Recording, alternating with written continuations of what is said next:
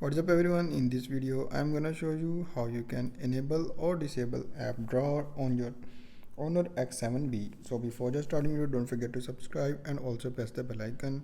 So just follow every single step as I'm showing you in this video on your Honor X7b.